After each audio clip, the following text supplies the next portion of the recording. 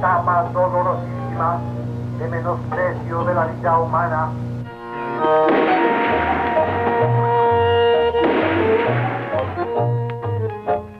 Yo juro por ellos que no los dejaré, pero vosotros tenéis que jurar conmigo lo mismo.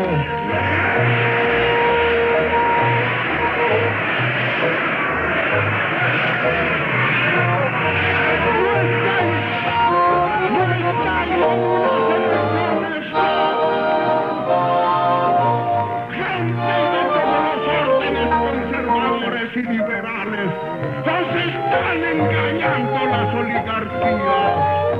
El pueblo sobre nosotros. En ese tiempo, el mercado era los domingos. Sí. A la 1 o 2 de la tarde ya había mucha gente borrachos de ambos lados, de ambos partidos. Los conservadores decían, vámonos para Punta Brava al recreo. Allá, bueno, llegaban allá a beber allá. Y ya llegaban los liberales, vamos a Punta Brava al recreo, ya se encontraban. Los unos vían al Partido Liberal y los otros vían al Partido Conservador y iban saliendo a la calle y se agarraban a peinilla, a en plano, filo, en fin, a pelear. Y venía pues que ya apareció un muerto, que ya apareció un herido, que ya apareció uno mochado una mano, que ya apareció otro con tirado ahí y vaciándose ahí debido a las heridas. Esa era una costumbre de ellos. ¿Cómo decir ahora, vámonos para el campo de fútbol que ya están jugando a las 2 de la tarde? Están en la cancha, están jugando fútbol a las 2 de la tarde. Vamos, y seguro que ya están jugando, nos gusta eso, vemos el juego. Así eran los liberales y los conservadores. Se iban para Punta Brava porque sabían que encontraban sus contendores. Es que yo era la que sufría las consecuencias porque como mi esposo estaba en la plaza y mis muchachos que estaban de 14 y 15 años también andaban con el papá. Imagínense que se formaban esos recreos tan bonitos y no se oía sino el tiroteo. Yo sí me recuerdo de uno de los pintados. Uno de los pintados yo le pegué un peñazo en una pierna le pegué un peñillazo. Cuando ese me salió aquí, entonces yo le cambié aquí la penilla y se la mandé aquí de revés y se la acomodé en una rodilla. A uno de los pintados, eran de apellido Ruices, pero ellos eran pintados por esta razón, porque tenían una cosa que les bajaba como un cuero blanco aquí hasta abajo, como de natural.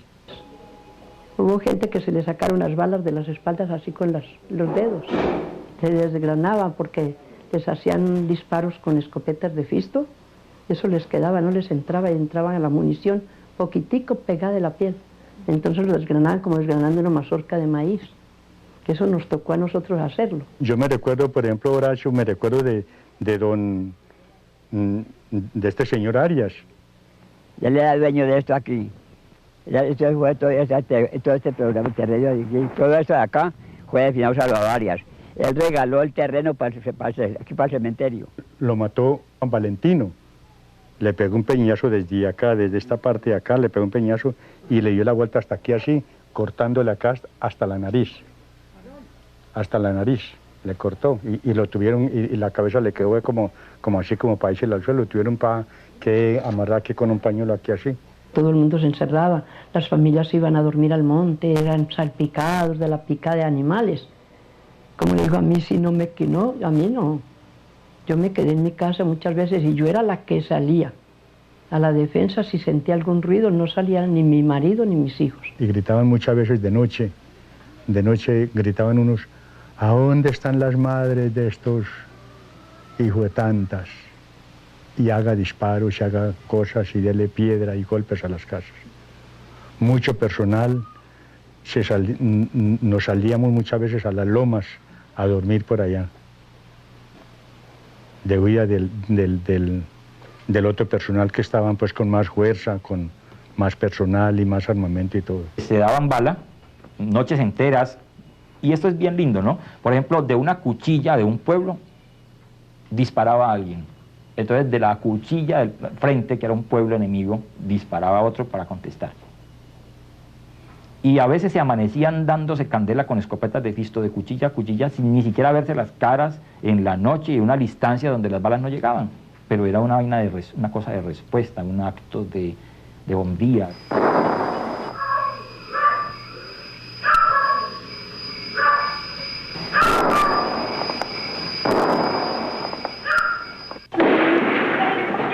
Nosotros los oprimidos y engañados de siempre.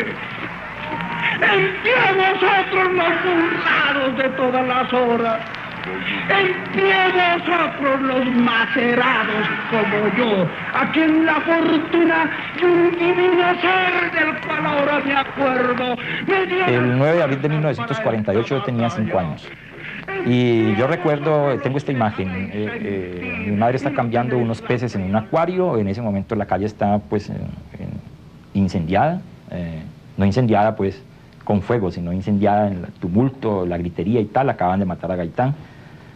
Mi padre llega pues preocupadísimo, pues como viendo el apocalipsis, ¿no? Viendo lo que se viene. El día de la muerte de Gaitán, ese día pues el pueblo se sintió, inmediatamente salió y los conservadores temían pues de que tal vez fueran a ser víctimas por el Partido Liberal por la muerte de Gaitán. Ya empezaron pues los liberales a enojarse con los conservadores que porque habían matado a Gaitán y que había que acabar con el resto, con los conservadores que habían aquí. Los liberales mataron una cantidad de conservadores, entonces el conservatismo se organizó, y reventó en el 49 a matar liberalismo.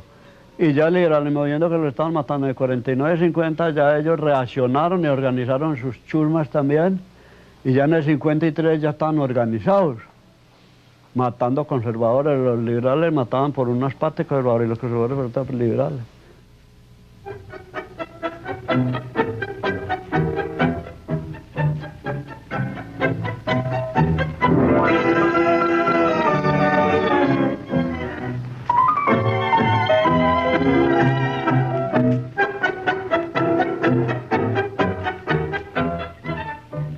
Tener 5 años en 1950, cuando verdaderamente la violencia arreció aquí, pues lo marca uno para toda la vida, lo marcan los recuerdos. Poder uno todavía estarse sentado en un balcón viendo bajar muertos a horcajadas en unas mulas que traían desde la montaña, o de pronto quedarse hasta 8 o 9 de la noche contando los tiros que uno alcanzaba a escuchar, para después al otro día competir con los amigos a ver quién había escuchado más. O de pronto salir a la puerta y antes de salir a la puerta esperar que la mamá de uno le dijera: espérese a ver cuántos muertos nos tiraron anoche, porque esa era otra forma del terrorismo.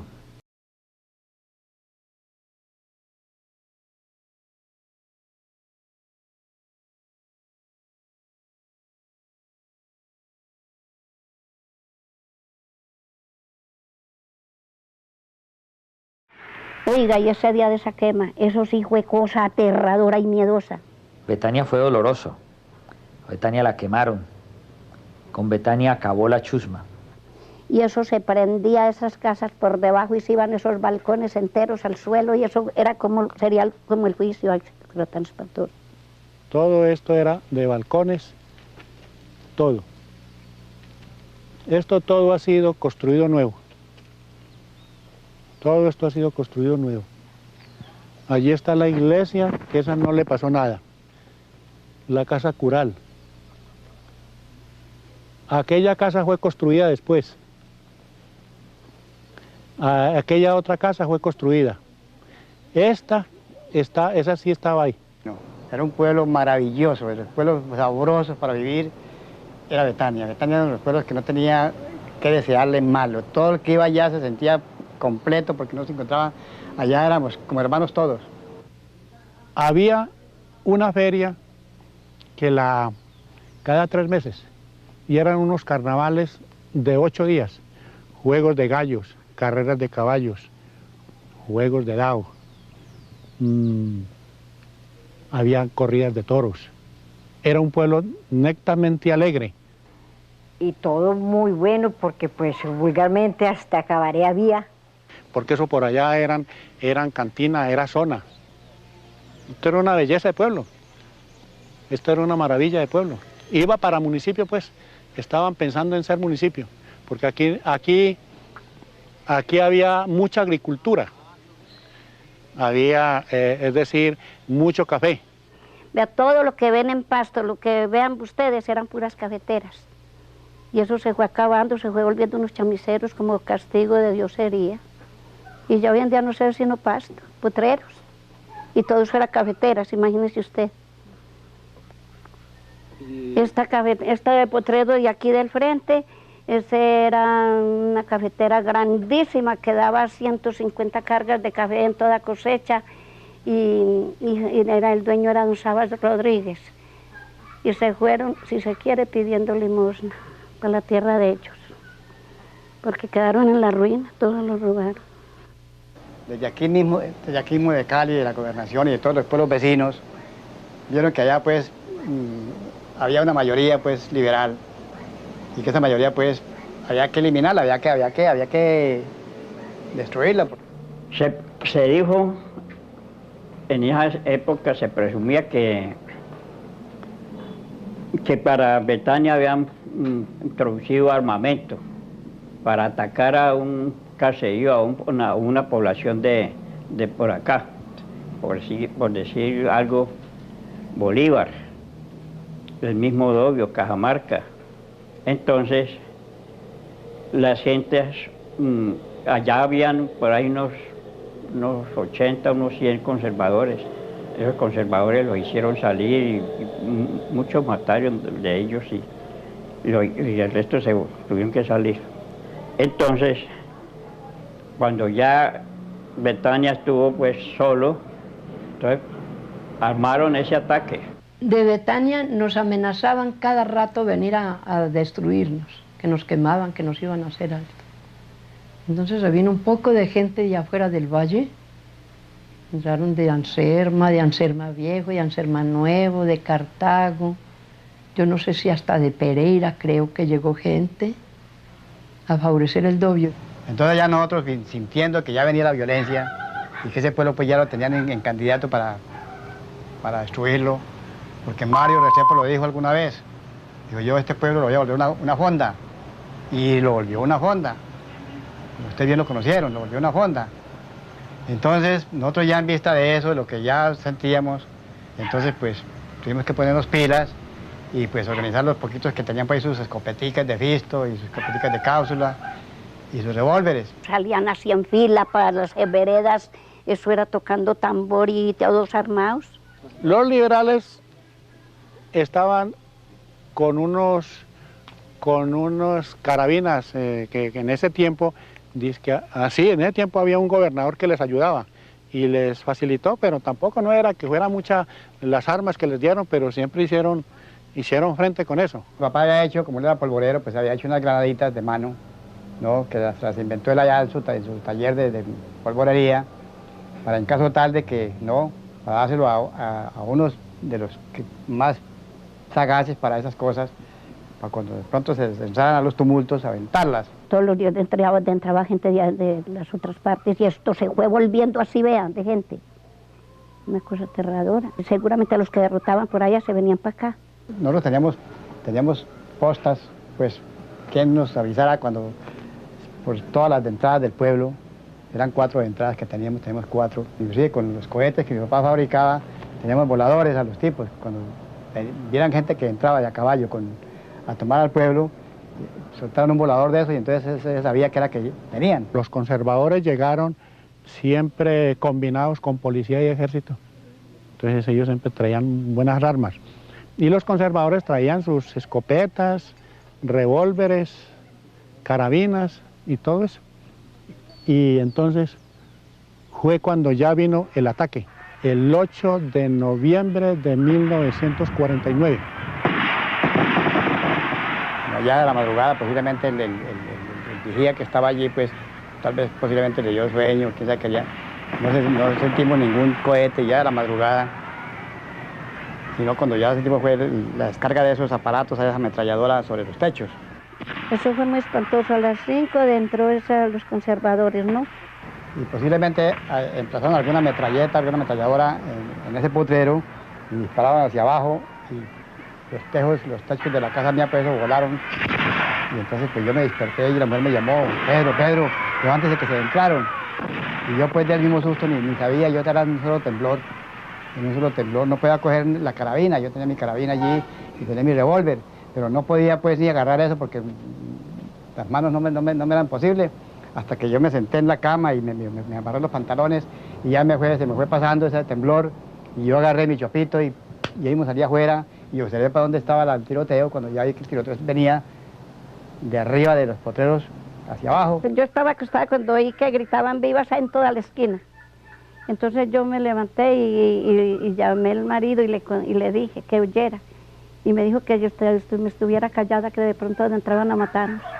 Eran cuadras y cuadras de gente de a caballo y gente de a pie, y se sentía la gritazón que decían, ahora sí los cogimos aquí como sardinas en cajas de sardinas. Ahora sí, pues claro, ellos sabían de que iban a entrar por 4 partes y que nos iban a encerrar. Los primeros que entraron, es decir, que llegaron a las cercanías de Betania, fueron los agentes del Dogio, y los recibieron a bala, pues, bala nutrida, y entonces les mataron 5 de seguido. Ellos sí tenían su bandera azul, entonces era para que no se iban de pronto a matar entre ellos mismos. Entonces este tipo pues tumbaba ese abanderado, ¿no? Entonces por 2 veces cayó el tipo la bandera y entonces no la volvieron a levantar. Entonces se bajaron así sin insignia. Entonces ya no, entró el cuerpo más grande que venía por la banca y se encontraron pues, y entre ellos hubo el candelero y ahí fue donde se mataron. Entre ellos se mataron, fue la mayoría de los muertos, fue entre ellos. Y los que estaban allá trincherados disparaban hacia allá. Entonces ellos iban recorriendo en línea de batalla, iban cruzando. Se iban cruzando y fueron ganando terreno, hasta que se tomaron la plaza, los conservadores, y los otros dando bala allá. Ese abaleo tan espantoso, y les duraron mucho rato. Ellos los encerraron por las 4 esquinas, y más sin embargo siempre les aguantaron mucho rato, porque como la gente era tanta, les aguantaron mucho rato, pero esos vencieron fue porque mataron muchos. Ya los que quedaron vivitos se tuvieron que volar. Yo me subí por todos los caminos y fui a una cordillera allá donde me pude refugiar, y ya yo veía todo lo que es el pueblo y veía abajo todo lo que era el cañón de Aguaslindas, todos esos caminos se veía. Entonces, ya en vista de la derrota de nosotros y todo aquello, entonces le decía yo al compañero con que estaba conmigo, le decía yo, poned cuidado y verés. Ya el pueblo se lo tomaron, ahora viene el saqueo, pero lo van a saquear, se llevan todo lo que hay allí, entonces se lo llevan, y vamos a comenzar a bajar por aquí las muladas cargadas de mercancía, de todo lo que se van robando, y vamos a ver bajar también animales, reses, que ahora que es el robo de ganado, de lo que tengan allá, y así precisito, así fue, así aconteció. Ya se veía, entonces veíamos todo. Y le dije yo al compañero que estaba allí conmigo, le dije, vea, cuando ya hagan todo aquello, que ya se roben todo y se roben los animales, lo que hay en todas las fincas, entonces ahora vamos a sentir disparos con intervalos del uno al otro, porque van a comenzar a saquear y a robar y todo eso, y entonces la gente escondida ahí mismo la van a fusilar, la van a matar, y eso fue precisito, así fue, cuando un ratico, ¡pum! Y ahora tumbaba en todas las montañas esos disparos de fusil. Aquí no hubo casa donde no hubieran habido muertos. En todas las casas habían muertos, en los inodoros. Otros en los techos. Y eso toda la gente lo fueron matando así de esa manera. Los muertos de parte de nosotros fue más así en esa forma. Luego después le dije yo, ahora poner cuidado, cuando ya acabe todo ese tiroteo así de esa manera, vamos a ver comenzar a quemar el pueblo. No sabemos si por qué parte van a comenzar. Cuando por allá eso ya tarde, cuando comenzamos a ver que salía un humito, y le decía yo, mire, vea, allá salió el humito de la casa, están quemando, le metieron candela a la casa de Emilio Ramírez, que era uno de los jefes, un tipo muy preparado. Ese le quemaron la casa y se comenzó, y eso se fue creciendo, ese humo se fue creciendo. Cuando las casas estaban quemando, me cuentan, yo no vi, yo no estaba aquí, encontraban buches de muchos. Gentes que quedaban heridas y se subían a los encialados heridos, entonces como les metieron candela a las casas, entonces se quemaban los cuerpos y encontraban los buches. ¿Qué son los buches? Lo que nosotros llamamos de las vacas buches, o el estómago, los estómagos. Lo más horrible fue después de que pasó ya la revolución, que ya quedamos aquí tan poquitas, quedamos 2 familias, porque todas 2 estábamos en dieta. En esos días que doña Ermira cogió cama, cogí yo cama también el mismo mes. El mismo mes cogí yo cama, que fue en octubre. Que el mismo mes de octubre fue la quema. Yo le preguntaba a un hombre, porque yo no estaba aquí, ¿cuántos muertos hubieron? Y dije, no, eso no se sabe cuántos muertos hubieron porque eran los muertos en las calles y en los potreros. Ay, Señor bendito, ¿quién sería capaz de contar? Eso era las pilas. Duró ese viejito 2 días cargando muertos para el cementerio en una camilla. Y yo me paraba en la puerta a ver pasar esas camilladas de muertos, oiga, desnudos, con mero pantaloncillos y la correíta y la cubierta, nomás. Todos pasaban así, todos. Esas camilladas tan espantosas, unos para arriba, otros para abajo. Y llegaba ese señor y los vaciaba unas huacas que habían allá en el cementerio, unas huacas grandísimas. Y él llegó y llenó esas huacas de puros muertos y después los tapó con rastrojo ya de noche. Y al otro día acabó de recoger y de acabar de llevar los que faltaban. Uno porque por ahí se quedaron muchos, los comían los gallinazos, oiga. Los marranos, los perros comían cadáveres en los potreros. Y eso era así de marranos y gallinas, esa plaza y esas calles. De arriba de donde pasamos se veía únicamente un humito por encima del pueblo, y los perros y los animales, los gallos cantaban tristemente y los perros aullaban. Se sentía únicamente ese bullicio de esos animales allá. Y ya todavía chispas de todas esas casas que estaban destruidas, ya quemadas, se movían y echaban todavía chispas de eso y un humito blanco por encima. Muy tristemente se veía eso. Betania es tal vez de los pueblos que exactamente los mató la violencia. En Betania yo creo que ahora ya no se oye un trinar de pájaros. En Betania, desde hace más de 40 años, escasamente si se oye, es el rumor del viento que baja hacia el río Catres, no más. Eso sí fue cosa aterradora y miedosa.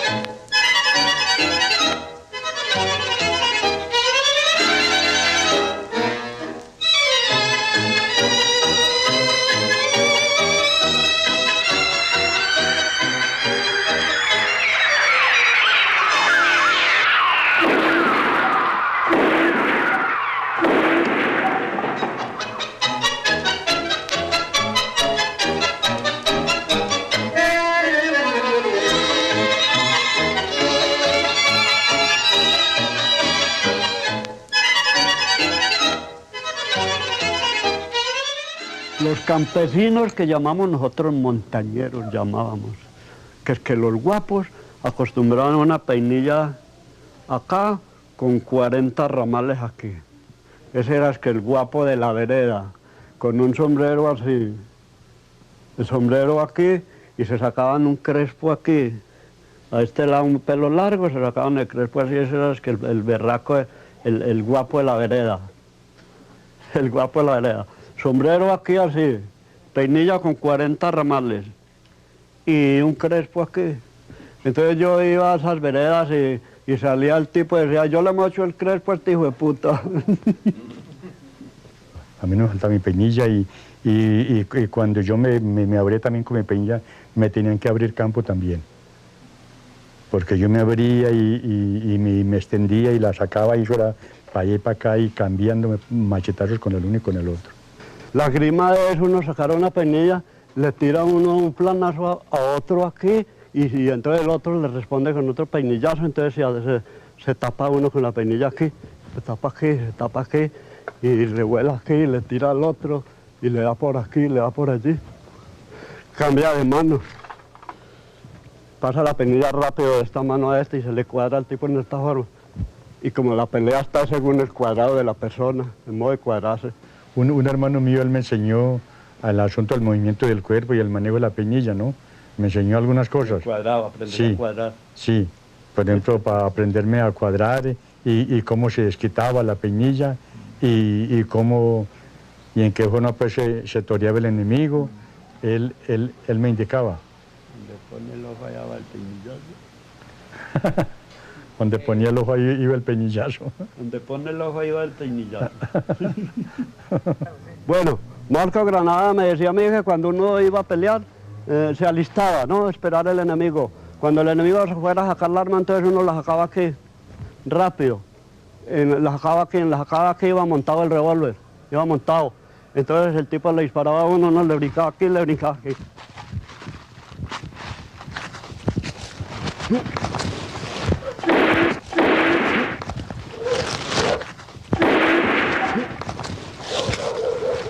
El enemigo allá uno le ponía aquí arriba, tiro que no se pierde.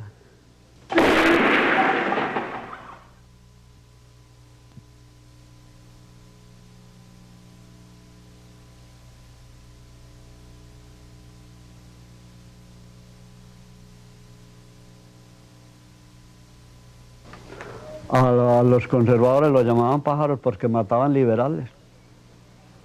A los conservadores les decían pájaros porque mataban liberales y por los que eran sectarios. Los que éramos sectarios, porque a mí también me tildaban de pájaro. Y a los liberales les decíamos nosotros los bandoleros. Los conservadores éramos los pájaros y los liberales los bandoleros. La noción de pájaros es una noción despectiva vallecaucana de muchísimo tiempo. Recuerde que los pájaros en el Valle del Cauca abundaban y causaban mucho daño en las cosechas y llegaban, hacían el daño y se volaban. Entonces esa noción despectiva para un valle fértil se aplicó hacia ellos en aquel momento, pero fue exclusiva de los partidarios del gobierno conservador de Ospina Pérez y de Laureano Gómez. La consigna del conservatismo era: llegaron de un liberal y decirle que protestara para votar por los conservadores, por Laureano Gómez, para que votara por Laureano Gómez. Y entonces el liberal, que los buenas personas decían, como no, con mucho gusto, entregaban la cédula. Entonces uno le recibía esa cédula, la llevaba a la registraduría, la hacía autenticar para votar y el día de la votación se le entregaba al tipo. Entonces o iba uno con el tipo, votaba y se le entregaba la cédula. Ese ya quedaba pues libre de que lo mataran, ese es lo que llamábamos protestados. Pero resulta que habían otros que eran tipos de sangre caliente. De sangre caliente y decían, yo no voy a protestar, mátenme, pero yo no me volteo. Y se hacían matar. Mátenme, pero yo no me volteo. Y se hacían matar muchos. Bueno. ¿Usted vio matar gente? ¿Ah? ¿Usted vio matar gente? Sí, yo siempre vi matar por ahí algo.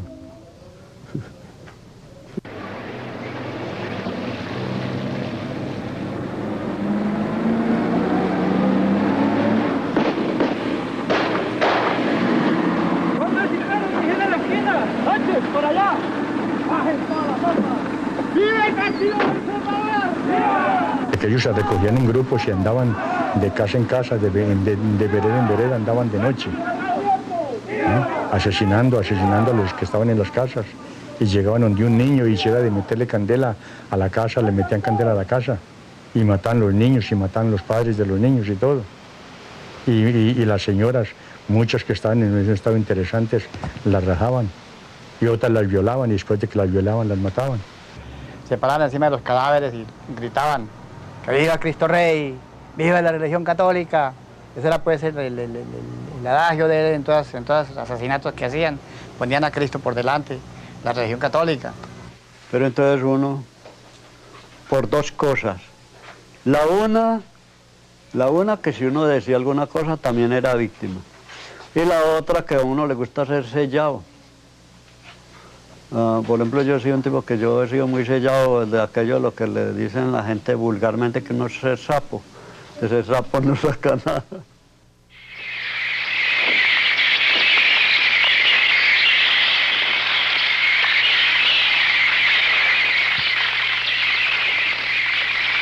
ellos mismos se bautizaban, se apodaban con remoquetes de pájaro azul, pájaro verde, pájaro loco, y así. Y en esa violencia que se dice conservadora participaron muchos liberales, como la que llamaba Lamparilla. Pues era un hombre que dice que había sido muy buena persona, pero como vino la violencia, a todo el mundo le dieron los muertos al barrer, pues parece que se dañó, le dieron todas las garantías de matar y no ir a la cárcel, y sabe que uno le tiene miedo a la cárcel. Él era como, sí, era, más que todo era ladrón, rata pues.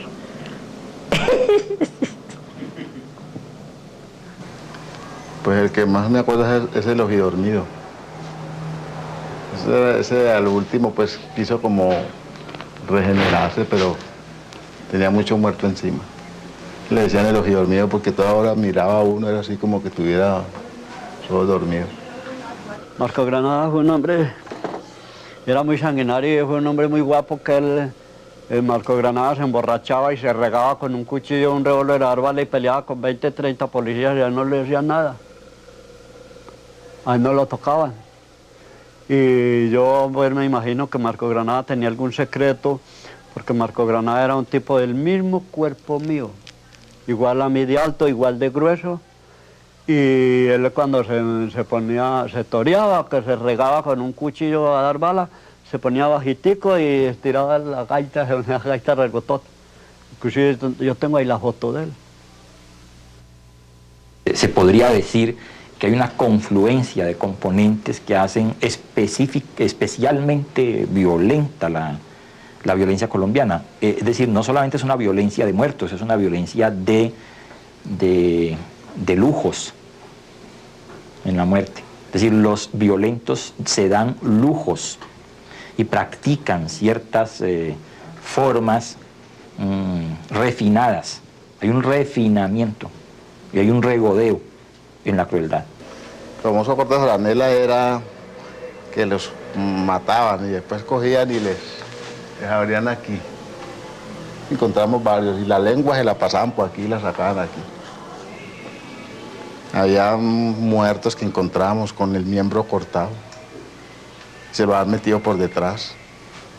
Bueno, el corte de franela era la que le mochaban la cabeza aquí y le mochaban la cabeza aquí bajita y entonces le cortaban un pie por la rodilla y se la metían aquí por el cuello de para abajo, por el tragadero, que es que corte remachador. Ese es el corte remachador. No, y en muchas partes en la violencia también ocurrió de que cortaban la cabeza. Cortaban la cabeza de varios tipos, así, fuera conservador, fuera liberal, le cortaron la cabeza a varios y ponían la cabeza en los horcones de los alambrados. ¿No? Ahí iba uno y se encontraba una cabeza ya con los dientes pelados ahí doblada, ¿no? Y ya no se sabía ni de quién era la cabeza porque estaba totica desfigurada y desangrada completamente. Hay un componente altísimamente religioso en la idea de que el muerto está recordando después, tal vez su alma, lo que hicieron con él. Es decir, se le hace al muerto, más allá de la muerte física, cosas que el que lo está haciendo supone que el muerto va a recordar. Yo tenía un primo que era sacerdote, él era conservador bastante sectario también. Y me decía, Horacio, yo sé que vos sos muy templado, que vos mata a muchos liberales, Dios te bendiga, que la Virgen del Carmen te favorezca, Horacio. Y él era Entonces yo no sé por qué un sacerdote le dice esas cosas a uno.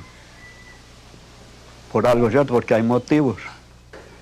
Y yo no sé, cada cual con su pensamiento, con su pensar. Yo digo que matar a otro no es pecado, según el motivo. Si yo lo voy a matar a usted por gusto, sí debe ser un crimen muy grande, ¿no es cierto? Pero si usted me hace una ofensa a mí bien grande y yo lo mato por eso, yo creo que no es pecado. Si uno no mataba al liberal, el liberal sí lo mataba a uno en ese tiempo, por el sectarismo político en ambos partidos. Entonces uno se veía al medio de otros liberales bien peligrosos, uno decía, muerto mi padre, muerto yo, que se muera mi padre que es más viejo, entonces uno salió adelante. Lucifer en el cielo llamaban Luzbel, el ángel más querido del Señor, de Jesucristo. Y por aquello de la contemplación, de que era lo más querido, quiso tomarse el trono, sacar a Chucho de ahí y apoderarse de él. Entonces se rebeló contra él y lo quiso sacar y se cuentió otros ángeles para que lo acompañaran. Entonces San Miguel y los ángeles buenos se fueron contra los ángeles malos, que fue ordenado por Dios, y los sacaron del cielo precipitándolos al infierno. Entonces Luzbel es Lucifer. Entonces, si eso pasó en el cielo, donde está todo lo más grande, lo más poderoso, ¿qué no pasará aquí en este terrón de tierra donde no hay sino maldad?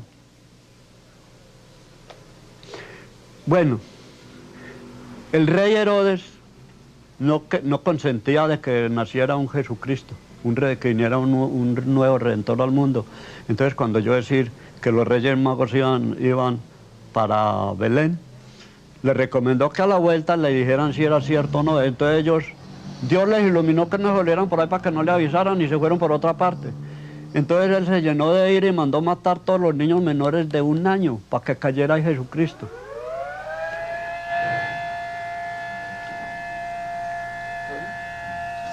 Se partió este domingo, hermano. Bueno, entonces el rey Herodes tenía sus ejércitos para perseguir los cristianos. Entonces los israelitas organizaron los ejércitos para perseguir los de Herodes. Entonces hubieron encuentros, hubieron muertos. Los israelitas siendo tan católicos que a toda hora estaban con Dios y que Dios los guiaba para toda parte por medio, porque a ellos les recaía el Espíritu Santo. Entonces, más sin embargo, siendo así y siguiendo la religión de Cristo, por el camino de la legalidad, por el camino bueno, mataban los ejércitos de Herodes. Mataban los ejércitos de Herodes, pero ellos los mataban porque eran perseguidos por ellos. Había un motivo. Entonces yo digo, de acuerdo a todas esas cosas, yo digo, un tipo que me haga a mí un motivo bien grande, yo lo voy a matar y sé que lo va a matar y que no voy a pecar porque tengo mi motivo grande. ¿Y los liberales eran como el ejército de Herodes? Pues más o menos. Era el ejército de Herodes y de Alfonso López. En aquella época teníamos unos procesos religiosos y sexuales que obligaban a la gente a estallar en el acto de violencia. Ahora tenemos unos problemas económicos y de presunta lealtad, que son los que obligan a estallar en el acto de violencia. La sevicia se hacía más notoria entonces, pero se hacía notoria por un proceso sexual de retención a que la sociedad estaba sometida desde los púlpitos. Era una sociedad pacata.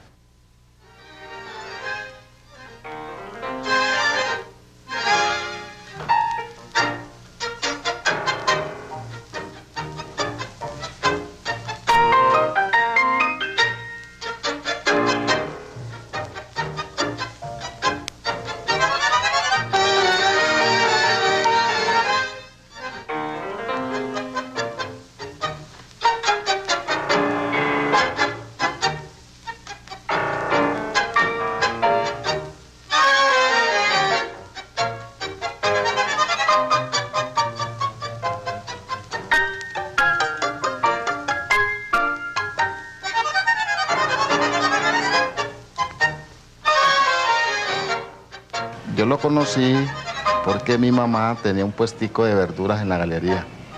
Vendía tomates, lechuga, todo eso. Y entonces ese señor, don León María, él era el cobrador de impuestos en la galería. Y ese señor lo querían mucho en la galería, todo el mundo, porque era muy querido y se hacía querer de todo el mundo. Y le decían Leoncito, y Leoncito por aquí, Leoncito. Para mí era un completo caballero porque pues era hasta muy juguetón, de muy bonito genio. Era un tipo que con todo el mundo convivía. En la plaza de mercado todo el mundo lo quería era un individuo que cobraba, no llevaba ni libros ni nada, sino que tenía una justicia echando la plata de los puestos. Cuando ya llegó la época de la violencia, lo que yo no me explico es por qué este señor lo voltearon tan feo. Un señor tan como era él y le volvieron maloso. Pero eso sí, nadie pudo decir que el señor mató a una persona porque no mató a nadie. Claro que de él se oían muchos comentarios, que en Tuluá mataban a mucha gente y que él era el promotor de esas muertes, él mandaba a matar mucha gente ahí. El liberal que no le gustaba a él lo mandaba a matar. Le tocó pagar la parte de Rusia por la responsabilidad que tenía con los jefes políticos, porque él asumió la responsabilidad con cariño, se entregó completamente a defender la causa conservadora. Pero eso sí, él tenía un dilema que él conversaba con, el que él señalaba con ese dedo, eso era póngale la tapa. ¿Cómo hacía? ¿Así? ¿Ah, él hacía así? Él pasaba con su gallada y si de pronto el tipo era lejos de la entonces esa era la señal. Pues al otro día, póngale la tapa de limón, mijo. Y yo sí le hacía los viajes a Leo María Lozano, al Happy Bar. Y era un bar que tenía puertas de bambolina, como la de los antiguos bares del oeste americano. Entonces uno se asomaba por debajo de las puertas para ver a Leo María sentado en una mesa, con sombrero, camisa de cuello duro, sin corbata y con saco, sentado en el centro de una mesa, desde donde presidía y ordenaba. Recuerde que era una persona que no ejecutaba, él era el cerebro máximo, por eso fue el cóndor, el rey de los pájaros. Era un señor bajito, grueso, blanco, pálido, asmático. Acostumbraba mucho cuando se ponía a conversar con uno, subirse los pantalones hasta la rodilla. Así da. Costumbre de él. Él diario vivía tomando aguardiente porque sufría asma. Y se ponía a charlar con uno y tenía esta costumbre, este vicio, era un vicio de él. Así.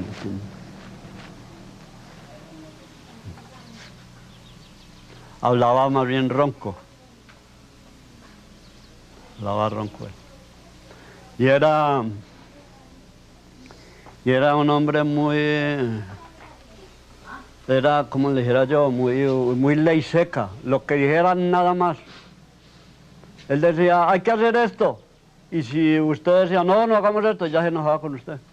Lo que él dijera nada más, autoritario.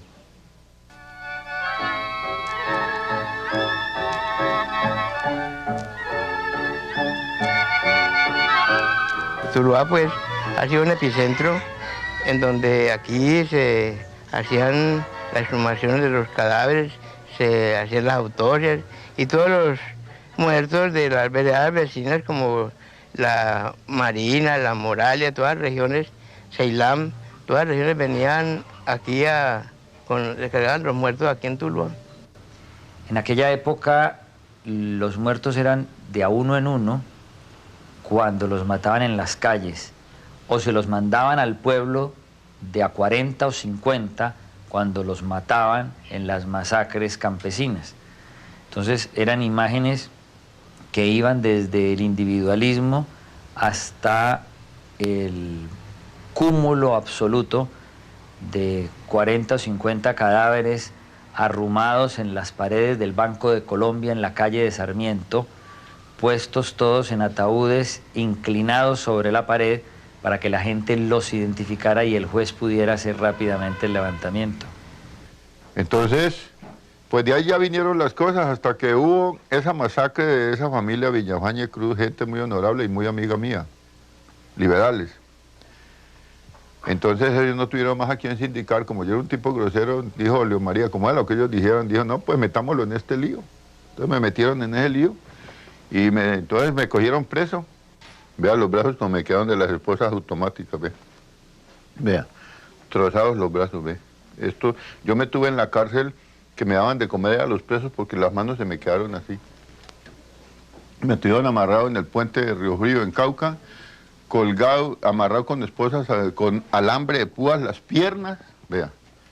Vea usted esto, vea. Esto es amarrado, a mí se me pudrieron las piernas, vea. Esto es trozado con alambre de púas, vea. Amarrado, apretado con alicate, para tirarme en la Cauca, vea. En ese entonces, como sucede ahora, se usaron los elementos que precisamente le daban protección para poderlo matar. León María se fue a dar a Pereira después de dar un viaje por todo el país porque a él lo extraditaron del Valle del Cauca, de acuerdo a las órdenes que dio la Junta Militar de Gobierno. De Lozano, muy desobediente porque mi general tuvo que retirarlo para Barranquilla, a Barranquilla fue a dar. Ya se vino para Pereira a seguir el mismo sistema de adestrar personal para atacar para el Tolima. Allá lo matan cuando no ha transcurrido un año de su exilio de Tuluá. Y cuando tratan de venirlo a enterrar, a Tuluá la llenan de pánico, de un pánico idéntico a cuando él existía. Yo nunca olvidaré ese momento. Eran las 10 de la mañana, cuando se supo la noticia en Tuluá, y en menos de 15 minutos no había una sola casa abierta, ni un solo almacén, ni un carro circulando en Tuluá. Tuluá se encerró a esperar que volvieran a traer a León María. Yo pienso esto, ¿no? Mi manera de pensar es así. Todos nosotros los hombres del pueblo como yo, que nos metemos de políticos bravos es por ignorancia. A mí no me pesa lo que he hecho en la vida, no me pesa, porque yo lo he hecho con un gusto propio, personal. Yo, por ejemplo, yo he peleado y he hecho cosas, no porque nadie me cargue, sino por mi propio gusto y porque me nace a mí y me gusta. Eso aplaudimos.